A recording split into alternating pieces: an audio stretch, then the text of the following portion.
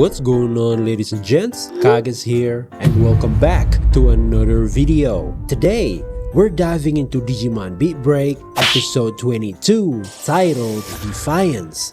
Last week was cinema, I would say. A big turning point as to this whole arc, ending, solidifying a lot of our theories as to whether the tactics finna join the gang, possibly, and that nod from Granite and Tia Ludomon from this image right here is the signal that gives us the direction towards the end of the second arc. It was indeed cinema. And today's episode had a lot going on, like a lot. We got Honoka-chan, the water star Gogyosei, dropping into the battlefield, turning everything upside down, Hotaruko-chan finally hitting her breaking point, and we kind of delve more into Hotaruko-chan past over here too, and finally a good ass slap. And yeah, without further ado, let's get into the episode. In the last episode, Clay got completely cornered, right? After Genjo Kaneda exposed everything and turned him into a public target. And now it looks like Clay's answer is basically gather every remaining tactics unit and go straight for Chairman Wong. Like, let's unalive this old dude or just remove him, right? But yeah, whichever it is, bad. Honestly, if he wants any chance at flipping the board again, I think that really is the only move left. He's out of clean options now. Everything feels like desperation. And right in the middle of that tension, we get one of the creepiest scenes in the episode. Hotaruko-chan, after being ordered by Seraphi Knight to eliminate Granite, walks up to him while he's asleep, and Shakamon just pours water directly onto his face, not attacking, not shouting, just quietly trying to suffocate him. And I'm not gonna lie, that scene genuinely gave me chills, because it's not dramatic violence, right? It's quiet, and somehow that makes it worse. But what stood out to me is how fast she stopped once she saw him struggling, and that hesitation matters, because to me, it didn't feel like someone used to doing stuff like this. It felt more like someone forcing herself into something she doesn't actually want to become. And then we learn more about why she's even here. Hotaruko-chan joined tactics because she wants to return to the lab. We'll get to that later in the video, right? And honestly, that detail that they did over here explains a lot, because if she actually were to cross the line and killed someone, I feel like even she knows there'd be no going back after that. And also, Reina-chan checking up on Granite and Tomoro sleeping is actually wholesome. And dude, Ludomon still without the armor sleeping is just so cute. And they doesn't seem to be in Glowing Dawn, like in some kind of shack house, I don't know. Then, the episode introduces complete chaos in the best possible way. Honoka-chan arrives, one of the Gogyosei, the water star, Honoka the Abyssal. But before that even happens, Seraphine Naito is already making his moves. I don't know what it is about that praise that Clay gave Kyo that clearly triggered something in him. He attacks Kyo almost immediately, and honestly, his need to be acknowledged by Clay is getting more and more obvious every episode. It's intense enough that now I'm starting to wonder what kind of history those two actually share, because that level of attachment doesn't come out of nowhere. But then Honoka-chan enters, right? And from that moment, everything becomes absolute madness, because now you have Seraphine Naito trying to take down Kyo, Honoka-chan trying to destroy Clay and tactics, and Glowing Dawn caught right in the middle of it. So suddenly this turns into a three-way collision where honestly for a second I was just sitting there like,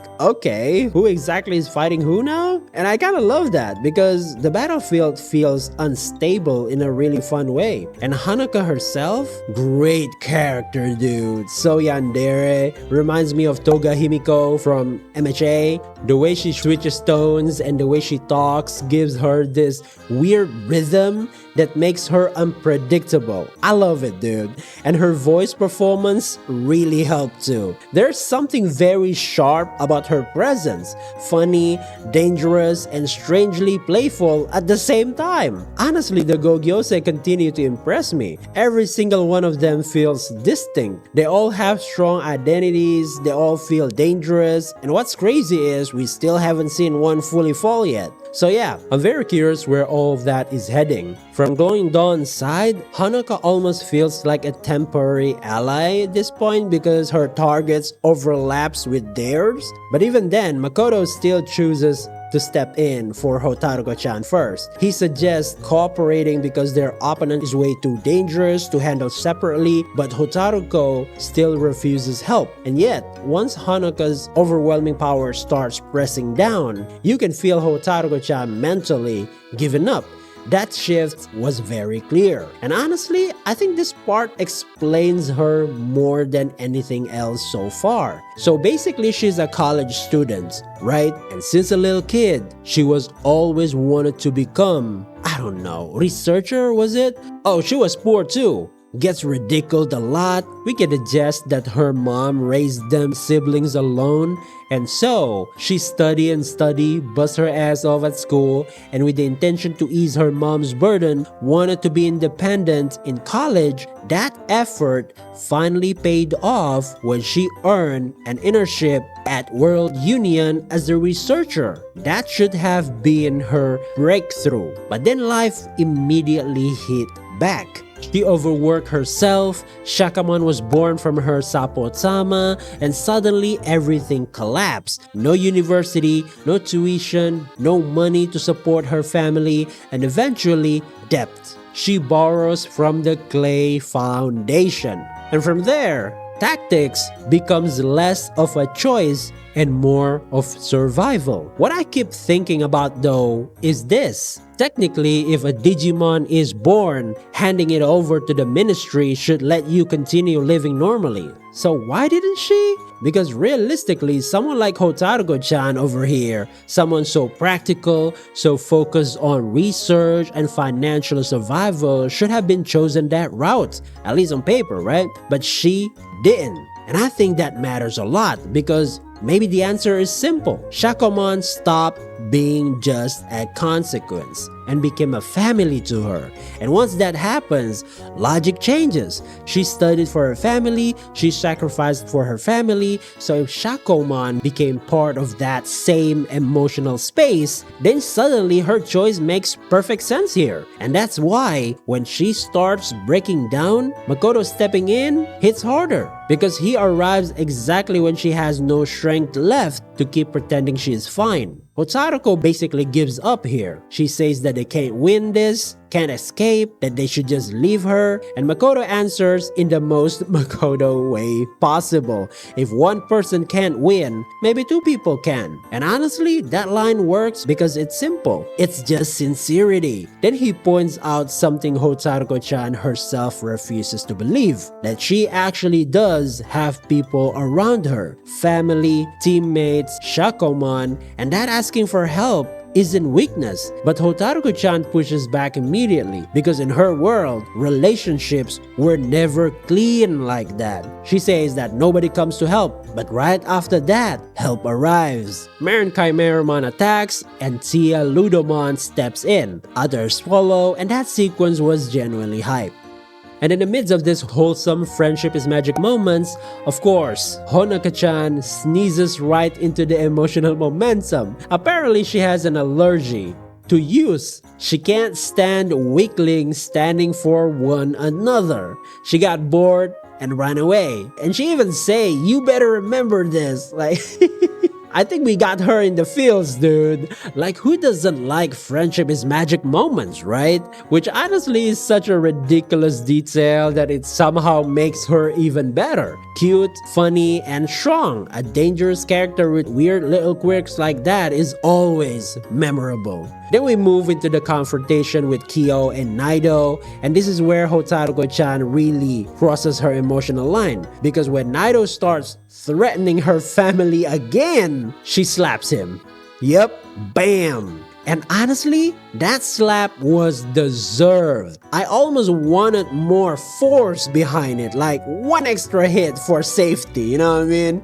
But even without that, it lands perfectly because right after, we get to this line of the episode. Drop dead, you piece of shit. And yeah, that was satisfying, dude. Very satisfying. Then Murasamemon finishes off Gigasmon with his special move, Suino Zan Koku. And I must say, amongst all his moves, this is one of the coolest moves ever. The way he changes his stance, going through the giant arm, putting the sword in his shoulder. And also there's a correlation we can see here, like how Koku is the 6th solar term in spring, signaling the end of cold weather and a rapid rise in temperatures and something like that. And how rain gives life to all grains, which is why it's called grain rain, or the dark clouds. And we literally see how the sword is coated with this Hao Shokuhaki. I mean, the black clouds, right? Thunderous rain, and then the black rain too at the end there. Sheesh. Murasamemon is just that guy, I guess. And after that, Granite and Hotaruko-chan head off to search for Raido. Glad I still remember him, despite him being a dick all the time. But I wonder where he went, right? And both of them honestly looked lighter over here. Finally got to each of their own path. Like something heavy had finally fallen off their shoulders. You know what I mean? Then Kyo casually putting his arm around Tomoro and the others while saying good work. And that scene was wholesome, dude. I really like that. Those little team moments always matter to me, dude. They make the world feel warmer after all the tension. And then the ending. Genjo reports to Chairman Wong. The annihilation of tactics is nearly complete. And I was like, wait, did you do something again? And immediately after that, one of the funniest moments, dude. Clay's face over here, that pause, that silence, looking at the deserts all alone. Look, I couldn't help but laugh. Because if I'm reading this right, like remember when Clay tried gathering everyone, right? But Genjo wiped them out first. So Clay basically arrived there and realized, wait, why is nobody here? Where's everybody? Hello? Seraphy? That lonely reaction shot was perfect.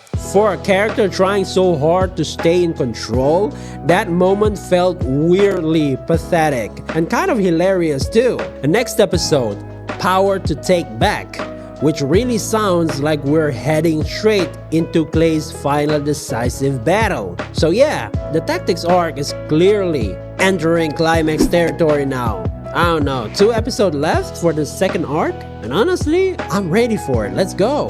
So guys, what are your thoughts on this episode? What are your thoughts on tactics at this point? And if you enjoyed the video, don't forget to hit that like button and subscribe to the channel. I would really appreciate that. Thanks for watching, and as always, this is Kage signing off. Stay sharp, and I'll catch you on to the next one. Peace.